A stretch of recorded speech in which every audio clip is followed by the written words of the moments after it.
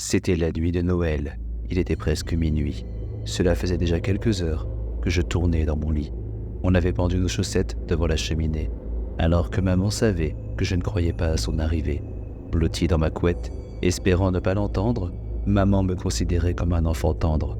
Pourtant, je n'étais pas un enfant sage, et maman me disait que c'était un mauvais présage. Quand elle vint s'assurer que tout était prêt pour son arrivée, nous entendîmes un tintement de cloche résonner.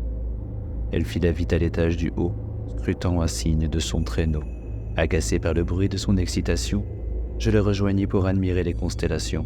D'abord perdu au milieu de la grande ourse, une étoile plus rapide que les autres faisait la course. Après réflexion, l'étoile ressemblait plus à un cylindre scintillant, galopant dans notre direction. Abasourdi par ce que je voyais, c'était bien un traîneau qui fonçait sur notre maisonnée. Mais les quatre formes qui tractaient l'engin sans peine ne ressemblaient en rien à des rennes. Leur silhouette décharnée me fit frissonner, alors que le rire guttural du conducteur exultait. Ses destriers volaient comme s'ils avaient la mort aux trousses, pendant qu'ils criaient leur nom et me filaient la frousse. « Allez, neige, allez, blême, en avant, ombre, once, carbin, tout droit vers cette maison, allons chercher notre butin. » Telle une nuée de corbeaux apportant le désarroi, ils disparurent au-dessus de notre toit.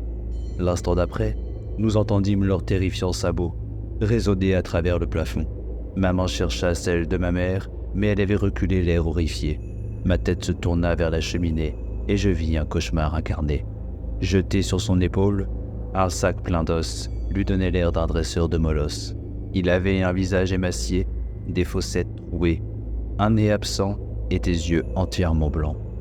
Une large bouche qui s'agrandissait lentement et de très grandes dents faites pour avaler goulûment.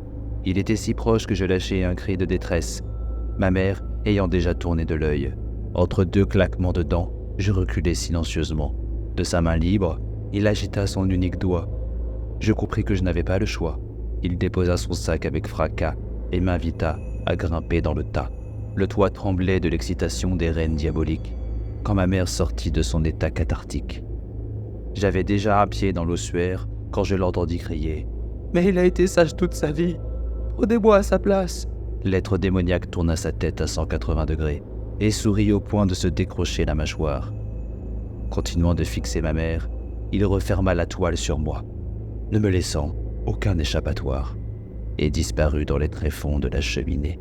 À travers la fenêtre glacée, on entendit une dernière fois le tintement des os récoltés.